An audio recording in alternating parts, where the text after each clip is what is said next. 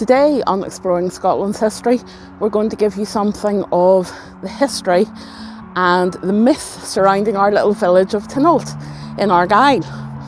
We're starting a few miles west of the village in a field with a few trees. This is actually the site of a 6th century Christian burial.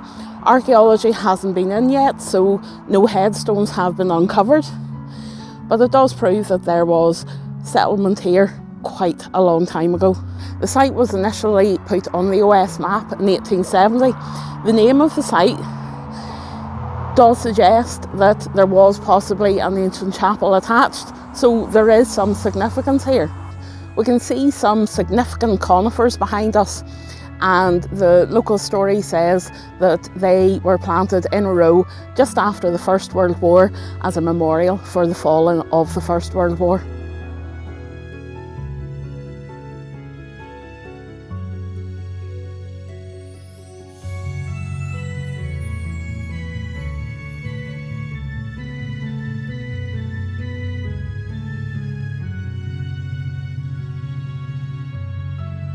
Barrglas is a township which lies just outside Taynuilt.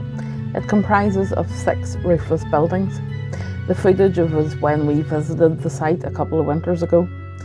It was possibly a tannery. There's the suggestion that the waterfall with the big flat rock would have been used for cleaning hides. There are also stories, traditional stories, of a bit of illicit whiskey distilling going on in the area too.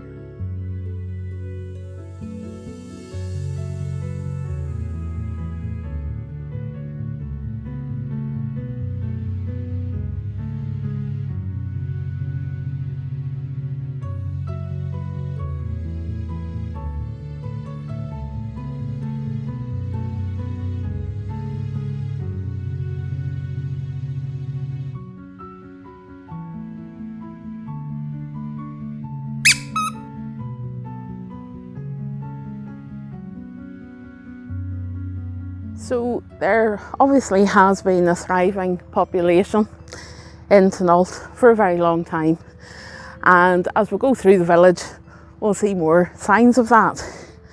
But there have been a lot of archaeological finds in the area too. A Celtic cross, remains of, were found in one of the fields outside the village. It's now in the museum in Edinburgh, like so many things. But there's evidence of 𝕬𝖗𝖞𝖓𝖏. There are remains of old townships. There's old townships that have been done up and are still in use.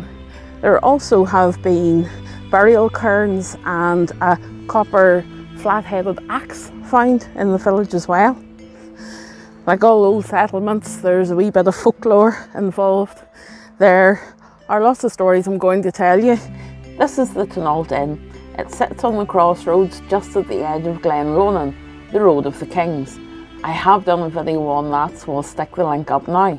It was built in the early 19th century, but there has been a coaching house here from the 16th century. You can clearly see what is left of the old coaching house. Incidentally, Taynuilt means 𝕬𝖗𝖆𝖞𝖓𝖌, house by the stream.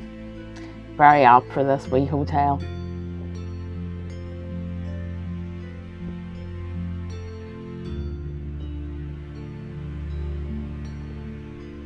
This bench in the village commemorates 2nd Lieutenant William McBean, who died at the young age of 28.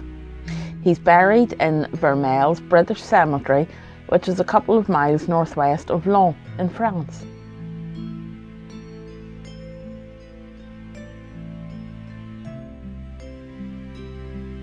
The village also boasts the first memorial in the name of Lord Nelson. I shall put yet another link up for the story of the iron furnace and Nelson's link to the village. Tradition says that the custodian of the staff of 𝕬𝖗𝖏𝖓𝖏 lived in this area, Balindore, just outside the village.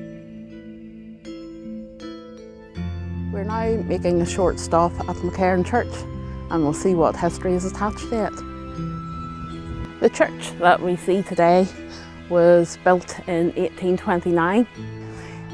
It was part of the Parliamentary Churches programme, which was bringing more churches back into the Highlands. Now, it is shown that this church wasn't funded by the programme, it was actually the manse was. And the church isn't the normal shape. Most churches built around this time for the programme were Thomas Telford churches, and they had a distinct T-plan, whereas this is a rectangle. This church was built by Campbell of Loch Etive, and he paid £993, 13 shillings and 6pence for its design. And since he obviously built it, he obviously chose the rectangular and not the T-plan. Now, the innards of the church are very much like a Thomas Telford church. They are very stark and very bland, so that you can go and worship and not be carried away by anything too decorative about the place. Very traditional.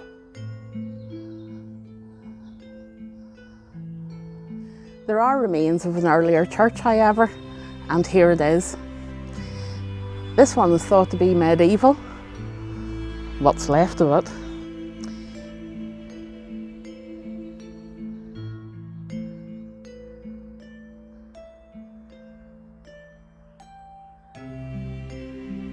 This church is thought to date from the 1400s, 1500s. It would have been called Killiespickerill and would have been in homage to Bishop Harold, and that has a meaning when we go round the corner. Not very much left of it, but obviously that has been an old tomb recess in its day and a little offering nook in the corner. The dedication to Bishop Harold would suggest that there was a church here in the 1200s, and when they pan round to something that they've taken off an even older church, you probably guess why.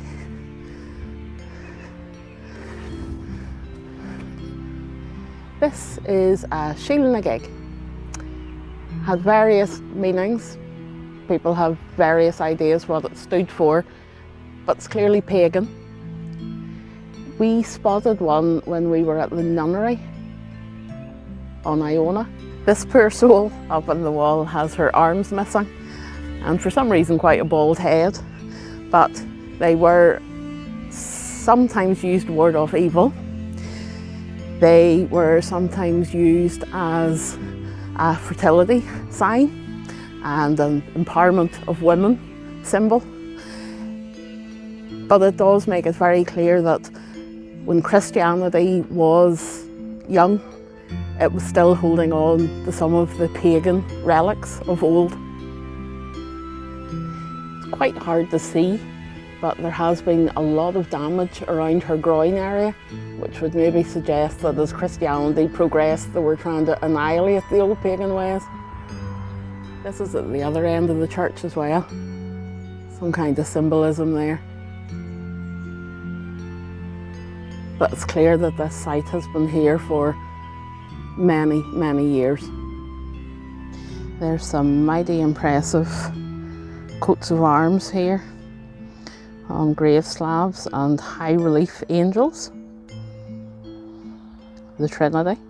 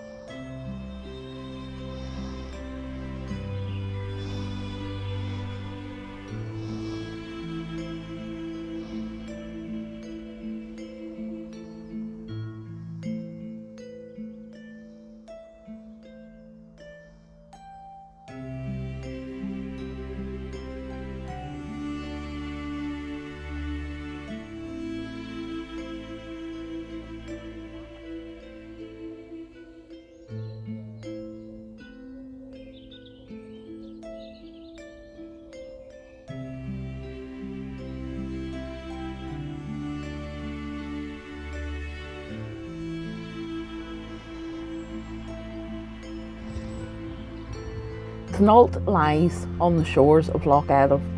The loch itself has a wealth of history and traditional tales surrounding it too. I will leave links at the end of this video to the other interesting histories and myths of Taynuilt, including Deirdre the Sorrows. Can I take this opportunity to thank those individuals who have donated a coffee to support the channel. I am humbled and very grateful. If you enjoyed the video, please like and share and leave a comment, it really helps the channel grow.